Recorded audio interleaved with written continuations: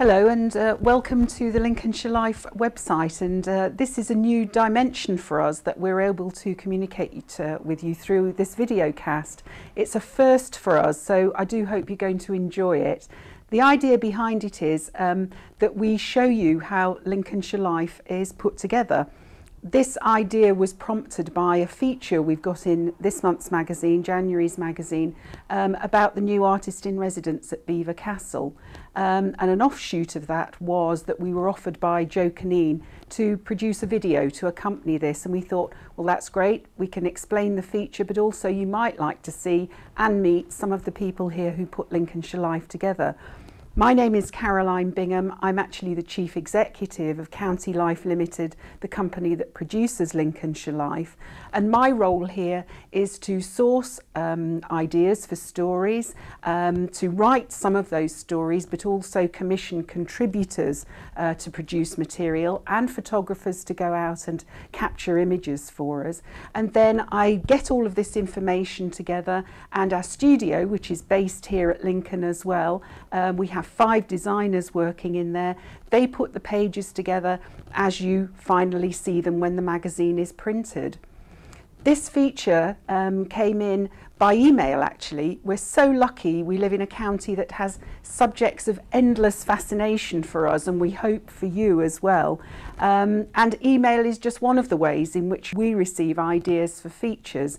It could be one of our contributors comes up with an idea. We maybe get a press release sent in that we like the idea of. Alternatively, sometimes I've just been at parties and dinner parties and I've been speaking to people, and what they're doing is so interesting. We pick it up as a feature idea to share with you. As I say, this particular feature came in by email.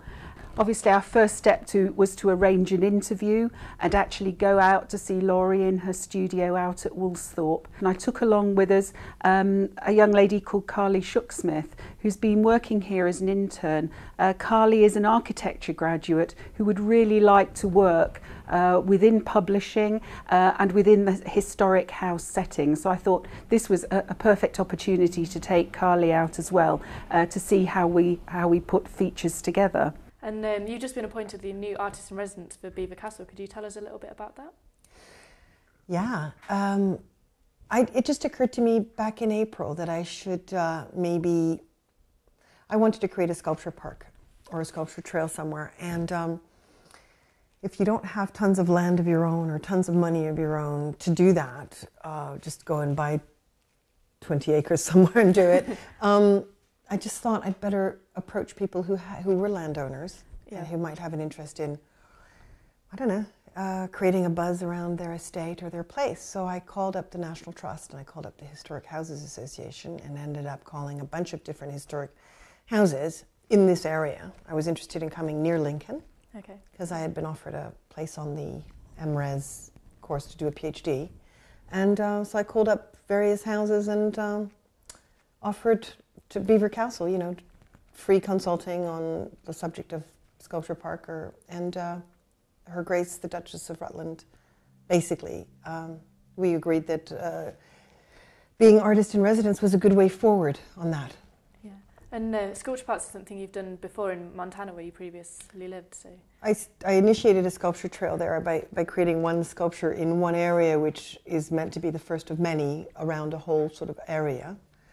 Much bigger than this one, I must say. Here it's going to be a 2-mile loop. Over there it's more like a 200-mile, you know, sort of trail. So here in the UK, I was thinking, my vision is to offer an opportunity to lots of young people, or older people if they're students. I mean, you know, to tell you the truth, there's no sort of discrimination against anybody. It's like anybody who wants to apply can apply, pretty much, to create works made from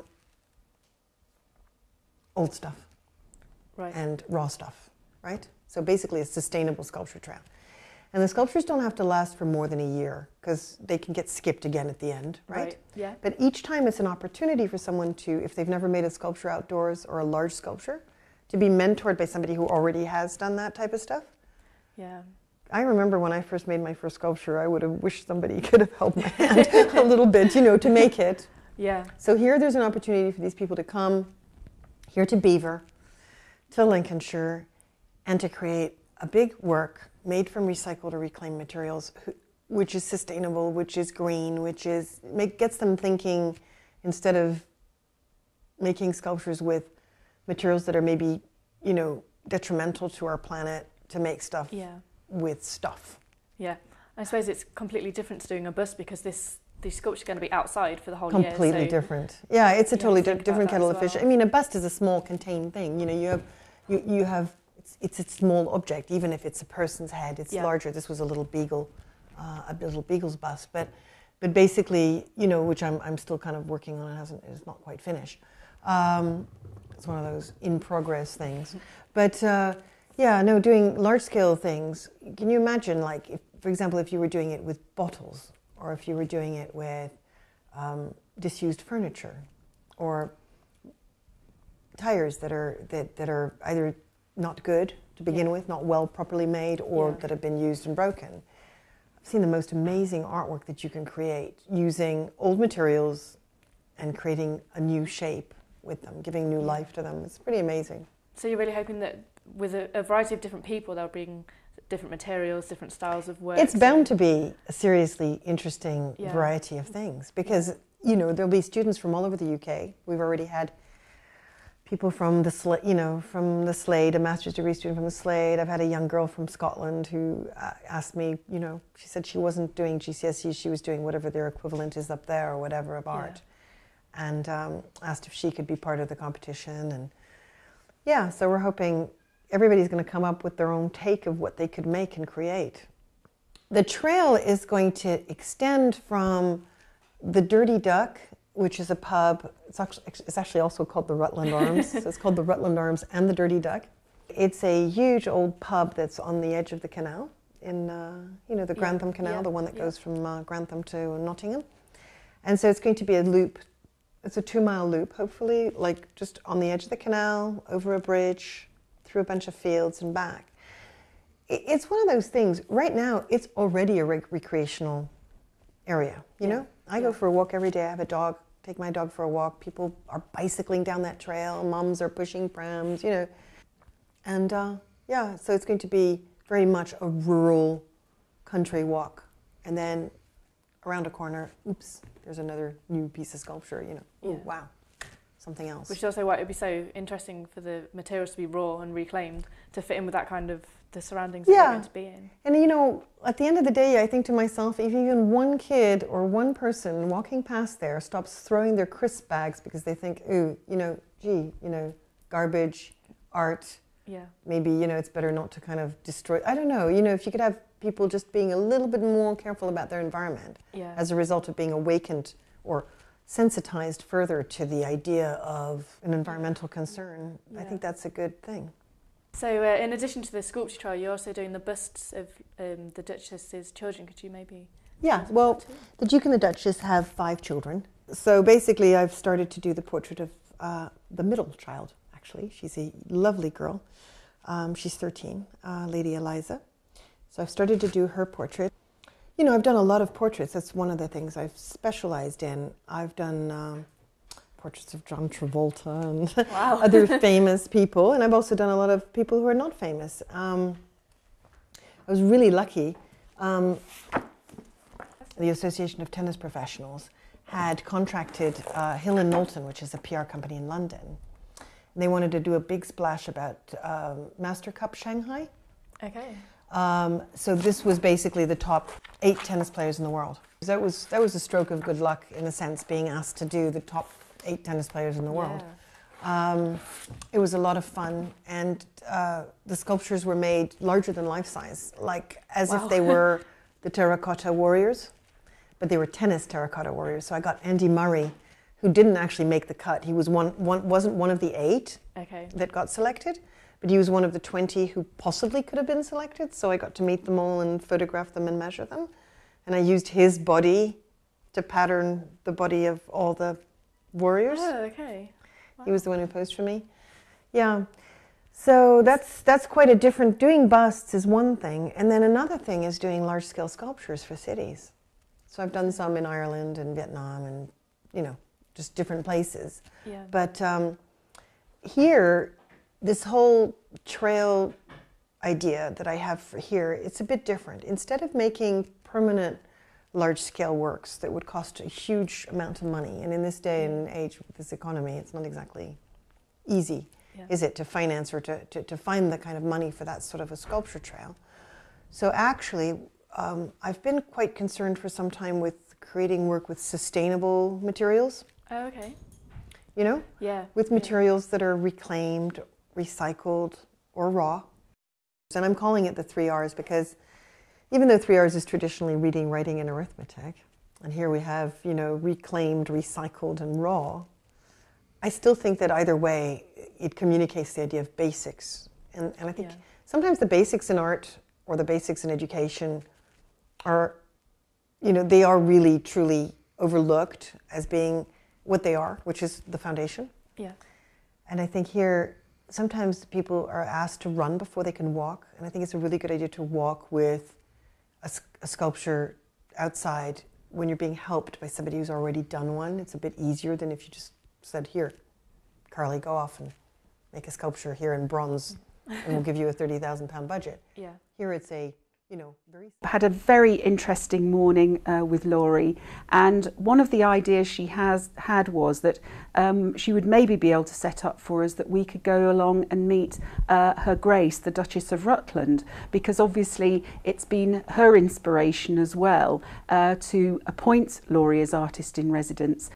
We were very fortunate to be granted that opportunity, and we went along to interview the Duchess. I just wanted to ask you, Your Grace, why did you respond to Laurie's correspondence? Well, if you know Laurie, you know she's a pretty inspiring lady, and she wrote to me, I think emailed, and it came through to the office, and then it was passed through, because I also love art and I adore people like her with her energy. Yes.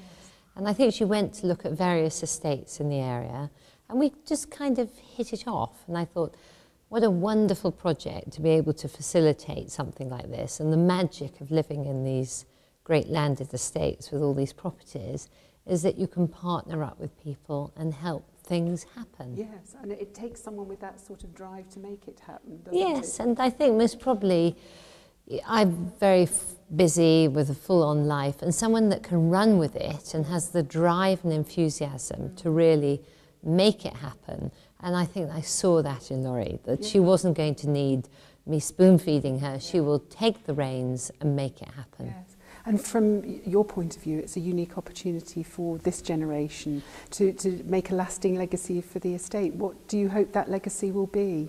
Well, I think another thing that, again, has happened, has evolved since I've lived here, which is 10 years now in the castle, is that it's a great privilege to be living in this heritage and being custodians of this history.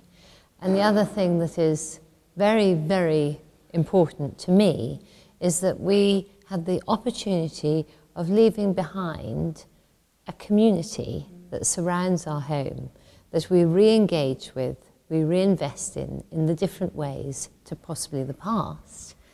But what we can do is we can partner with the best in the world. And I think what we've been able to do with Laurie is partner with one of the best sculptresses in the world. Obviously, once all of those elements are brought together, I always compare putting the magazine together to doing a jigsaw puzzle. Not a hugely complicated jigsaw puzzle every month, but one that we want you to identify with, so that when you pick up a copy of Lincolnshire Life, you feel familiar with it, you know where to find regular information like what's on sections, dining out reviews, or it might be our fashion features, but equally there'll be new interesting features, as I say, to tell you about this diverse county that is Lincolnshire, that we love so much, and we hope you feel inspired to go out and see more of as well. Well, thank you very much indeed for looking at our first video cast. As I say, it's quite a historic moment for us here to move into this animated version, an animated accompaniment to the magazine. Hope you've enjoyed it very much. We've really enjoyed working on it and producing this for you. And I hope it won't be the last. We're hoping it'll be the first of many that will really add an extra dimension to how you appreciate the magazine and how we deliver stories about Lincolnshire to you. Thank you very much indeed.